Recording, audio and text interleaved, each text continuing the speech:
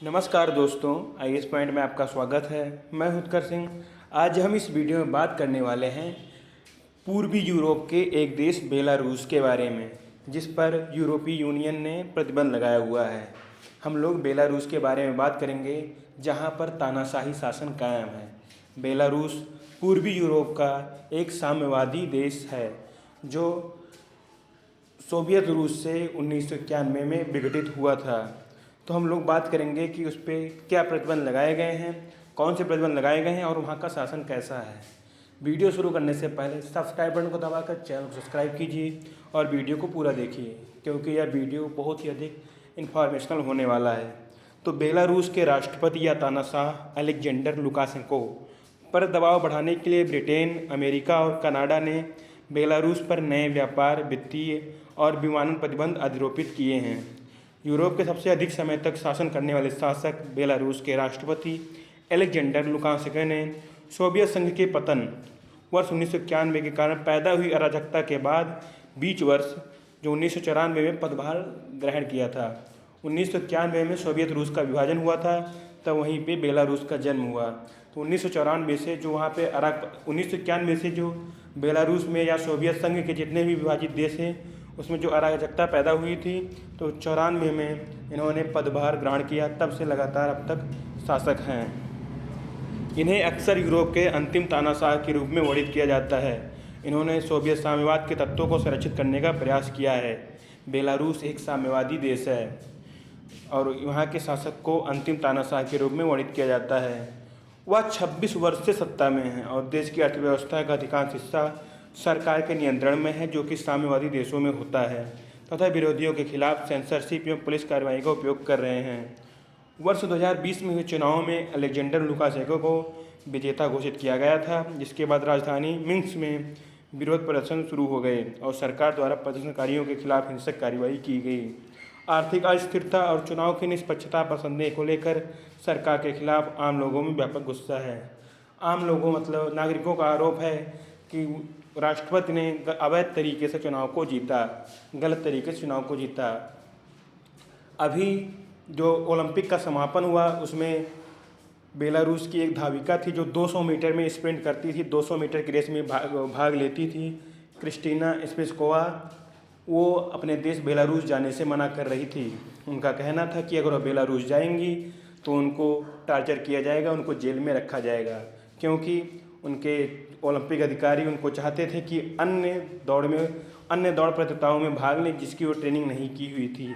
वो सिर्फ 200 मीटर की ट्रेनिंग की हुई थी, इसलिए वो 200 मीटर में भाग ली। बाकी अन्य प्रतियोगिताओं में बिना ट्रेनिंग के भाग लेना नहीं चाहती थी, इसीलिए उन्होंने मना किया। तो उनको यह डर था कि अगर वो बेलारूस जाएंगी तो वहाँ के तानाशाही शासक द्वारा उनको प्रताड़ित किया जाएगा। अब बात करते हैं कि यूरोपीय यूनियन और अमेरिकी देशों ने क्या प्रतिबंध लगाए हैं। इन प्रतिबंधों का उद्देश्य बेलारूस की सरकार और राष्ट्रपति अलेक्जेंडर लुकाशेंको के सहयोगियों पर यथासंभव ध्यान केंद्रित करना तथा पश्चिमी देशों की कंपनियों को बेलारूस के साथ व्यापार करने से हतोत्साहित करना है। जो प्रतिबंध लगाए गए हैं उनका उद्देश्य है कि बेलारूस की सरकार और राष्ट्रपति अलेक्जेंडर लुकाशेंको के सहयोगियों पर यथासंभव ध्यान केंद्रित करना है तथा पश्चिमी देशों की कंपनियों को बेलारूस के साथ व्यापार करने से हतोत्साहित करना है। नवीनतम प्रतिबंध बेलारूस को किसी भी प्रकार की निगरानी एवं सैन्य प्रौद्योगिकी निर्यात को प्रतिबंधित करते हैं। साथ ही इसके तहत आंशिक रूप से बेलारूस से पोटाश उर्वरक, पेट्रोल और पेट्रोल आधारित उत्पादों के आयात पर भी प्रतिबंध लगाया गया है। यूरोपीय संघ, ब्रिटेन और कनाडा के मामलों में ये प्रतिबंध वित्तीय व्यापार जैसे राज्य से संबंधित संस्थाओं का बीमा या पुनर्बीमा आदि पर भी रोक लगाते हैं। जैसे कि यूरोपीय यूनियन अभी तक सिर्फ व्यापार पर प्रतिबंध लगाता था, लेकिन अब लगाएगा। वहीं ब्रिटेन और कनाडा और पूरा यूरोपीय संघ मिल के और भी व्यापार जैसे बीमा हुआ, पुनर्बीमा हुआ, इस पर भी रोक लगा दी है। यूरोपीय संघ और अमेरिका ने बेलारूस के तंबाकू उद्योग पर भी प्रतिबंध लगा दिया है, जो कि सिगरेट तस्करी के व्यापार में महत्वपूर्ण योगदान देता है। वर्ष 2019 में लिथुआनिया में तस्करी की जाने वाली 90% से अधिक सिगरेट बेलारूस से आई थी। पश्चिमी देशों ने बेलारूस के कुछ नागरिकों को ब्लैक लिस्ट में डाल दिया है। अब बात करते हैं कि जो प्रतिबंध लगाए गए हैं उसका बेलारूस पर क्या प्रभाव पड़ेगा। तो बेलारूस के पोटाश क्षेत्र को लक्षित करना एक रणनीतिक कदम था, क्योंकि यह कनाडा के बाद उर्वरक का दूसरा सबसे बड़ा निर्यातक देश है। जिसकी वर्ष 2019 में विश्व पोटास निर्यात में 21% हिस्सेदारी रही है। पोटास एक जैविक उर्वरक है जो खेती में उपयोग किया जाता है और यह विश्व में दूसरे स्थान पर है सबसे ज़्यादा पोटास उत्पादन करने में बेलारूस।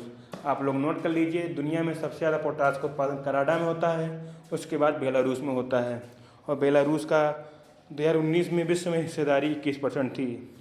जो लेकिन लगाए गए प्रतिबंध यूरोपीय संघ को निर्यातित कुल पोटास निर्यात का केवल 15% हिस्सा ही कवर करते हैं। इसके अलावा रूस की बेलारूस के व्यापार में 49.2% की हिस्सेदारी है और बेलारूस वहां से पुनः रूस सीमा के पार अपने स्वीकृत माल का निर्यात कर सकता है। दोहरे उपयोग वाली वस्तुओं, निगरानी और अवरोधन माल तथा प्रौद्योगिकियों, सिगरेट निर्माण में उपयोग किए जाने वाले सामानों पर प्रतिबंधों का प्रभाव नगण्य होगा। अब बात करते हैं कि बेलारूस पे जो प्रतिबंध लगाए गए हैं उसका रूस पर क्या प्रभाव पड़ेगा, उसके लिए क्या संभावनाएं बनेंगी। चूँकि रूसी राष्ट्रपति पुतिन के लुकाशेंको के साथ तनावपूर्ण संबंध हैं और प्रतिबंध रूस को एक कमज़ोर राज्य के नियंत्रण में बेलारूस के लुकाशेंको पर अपनी शर्तों को लागू करने का एक अवसर है, जिसे रूस ने दशकों से आर्थिक रूप से समर्थन दिया है। रूस समर्थित राज्य है बेलारूस, लेकिन जो रूस के राष्ट्रपति हैं उनके संबंध बेलारूस के राष्ट्रपति से तनावपूर्ण रहे हैं। ये इसीलिए अगर वो सारी दुनिया उस पर प्रतिबंध लगाती है तो रूस के पास एक मौका होगा जो उसे अपनी कठपुतली बना सके। इस जो प्रतिबंध है इस पर बेलारूस का क्या रुख है। यूके, अमेरिका और कनाडा पर बेलारूसी लोगों की इच्छा की अनदेखी करने और शासन परिवर्तन हेतु शीत युद्ध की स्थिति को नियोजित करने का आरोप लगाया। बेलारूस का कहना है कि यूके, अमेरिका और कनाडा बेलारूसी लोगों की इच्छा को अनदेखी कर रही है और जो शीत युद्ध हो रहा था पहले 1991 पहले, उसका फिर से पुनरारंभ कर रही है। अब बात करते हैं आगे की राह क्या होगी। तो बेलारूस के राष्ट्रपति को एक वैध सरकार का गठन सुनिश्चित करने की आवश्यकता है जो देश की महत्वपूर्ण समस्याओं का समाधान कर सके। उन्हें इस संकट के शांतिपूर्ण समाधान हेतु विपक्ष से वार्ता के लिए पेशकश करनी होगी। मतलब अब जो 2020 में हुए चुनाव में उनको अवैध रूप से जीतने की आरोप लग रहा था, उन्हें फिर से चुनाव करा के खुद को वैध साबित करना होगा या तो फिर विपक्ष से साथ में सहयोग लेकर के जनता का समर्थन प्राप्त करना होगा, तभी यह प्रतिबंध हट सकते हैं। अगर वीडियो से कुछ भी जानकारी हो तो वीडियो को लाइक कीजिए, दोस्तों में शेयर कीजिए और चैनल को सब्सक्राइब कीजिए। धन्यवाद।